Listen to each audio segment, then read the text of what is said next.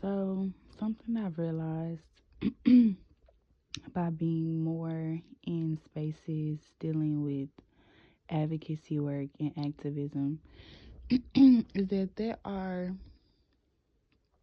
hmm, way too many people in positions of authority within these different organizations, different community focused groups, nonprofits, jobs, etc., etc.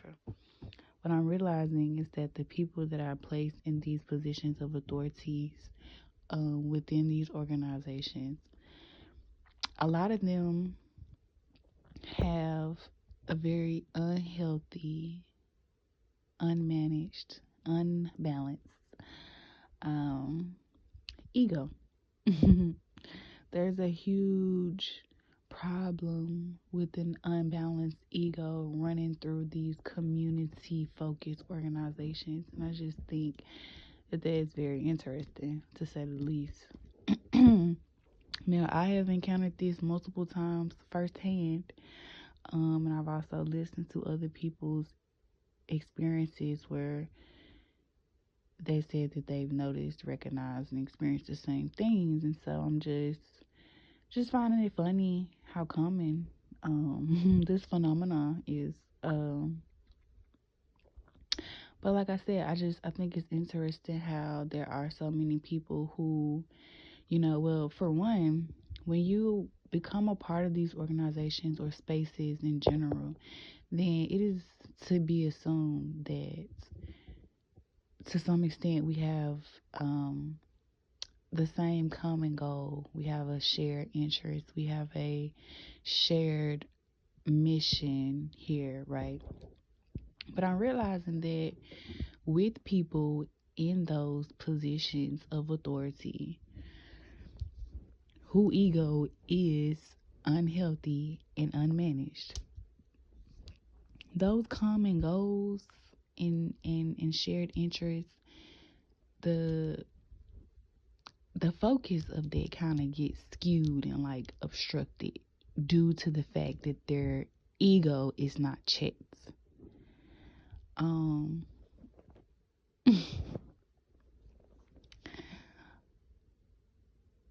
in my experience, I've witnessed things such as micro and macro aggression, passive aggressiveness, the whole nice nasty thing, sabotage. And like I said, it's been from people who are put in positions of quote unquote authority within these spaces. And I don't know, maybe it's naive of me to think that better people would be put in these positions, but it is what it is. It just gives narcissists um at which the levels that a lot of these people will go through, just due to the fact that they are threatened by other people within these same spaces, that they feel intimidated, that their insecurities are triggered within them by people in these spaces, that they actually feel powerless, and somehow being around people in these spaces trigger that. The ones in these positions who just desire to control people, and I'm not saying in the sense of like, oh, you're somebody who has the authority to give orders and people should follow those orders. No, that's not what I'm saying. I'm talking about people who literally just want to control people. They want you to do what they want you to do, how they want you to do it, in the manner that they want you to do it, at the time that they want you to do it. No exceptions. That's what I'm referring to. People who simply just want to control you just to give them some sense of false power. Because in actuality, these people who are in these authoritative positions, who are doing things like manipulation and sabotaging and being nice, nasty, and entering these spaces with their macro and microaggression and being passive aggressive, the reality of it is they don't actually have any power. They don't actually feel like they have any power. And that's why they come into these spaces and show up the way that they do and allow their ego to influence how they show up in their decision making and all that good stuff.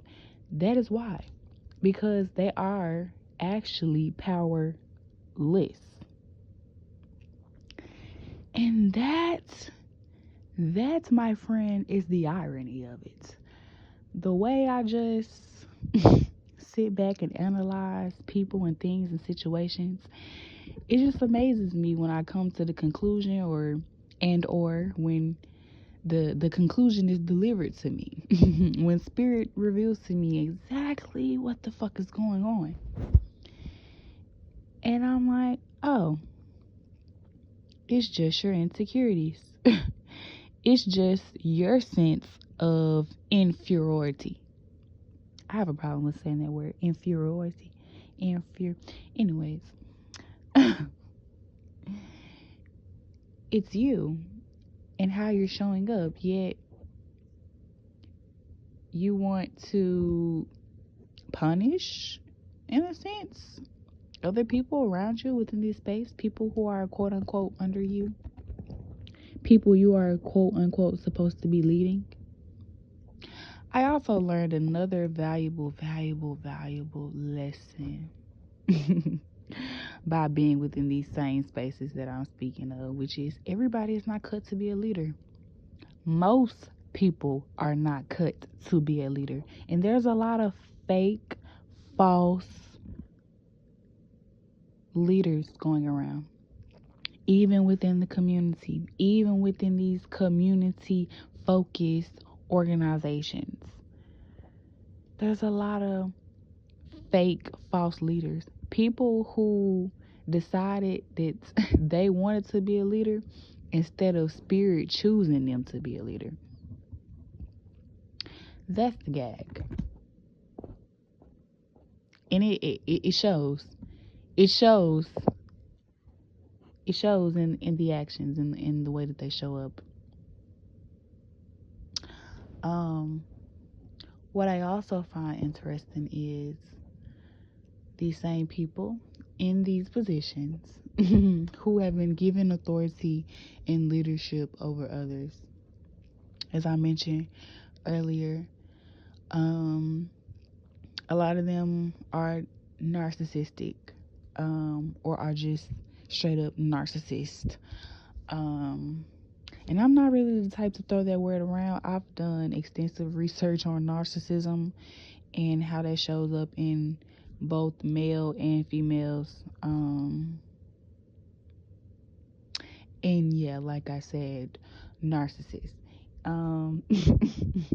What I find interesting is that these narcissistic people, or these people with narcissistic tendencies, they always have minions, as I like to call them, or the more, I don't want to say scientific, psychological term for people who enable narcissists are flying monkeys.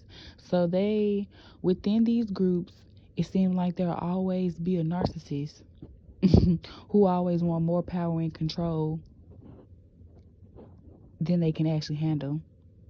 But you will also have the enablers around them who will never call these people out on their behavior, who will never hold the mirror up to these people and say, actually, that's not okay.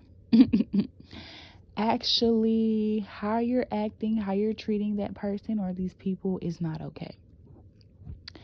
The flying monkeys, the enablers who will see what they're doing, but will never confront them.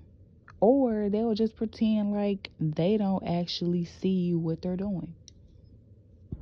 That is a problem. And you are just as bad as the person who is causing the harm within these organizations.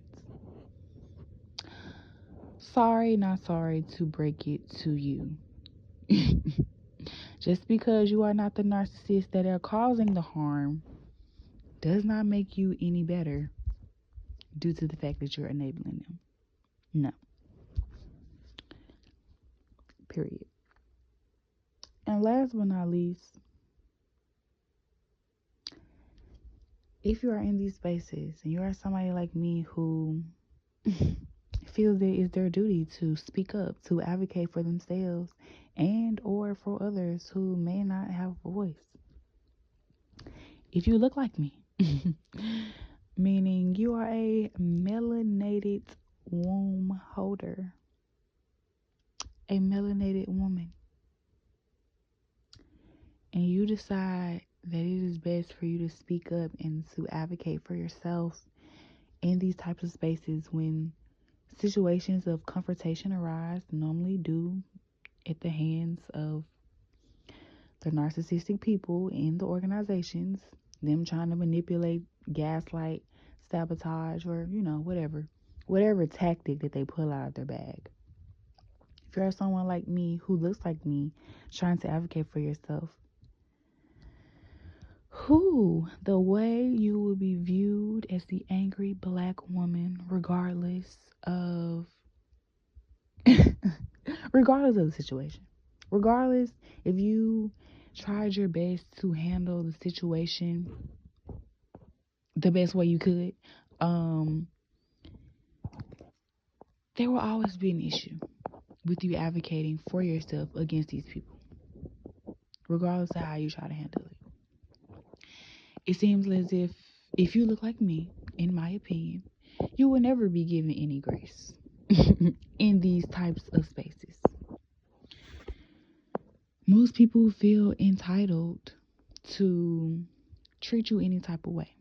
And I'm speaking to black women specifically right now in this moment. In these spaces, they feel like they can treat you any type of way. They feel like you should just take it. You should tolerate it. Who are you to tell them they can't control you? They can't speak down on you. They can't gaslight and manipulate you. They can't be passive aggressive towards you. Who are you to tell them that? Huh? Who are you? Who are you to have boundaries and to have autonomy? Who are you to have standards? Who are you? So, once again, if you look like me, melanated woman, this is your reminder. Continue to stand and own your power. Continue to do the work that you are being called to do with a genuine heart, spirit, and soul. And don't allow the people in these spaces who are pretending to ever corrupt the vision, to ever corrupt the mission that you were sent to do. Period.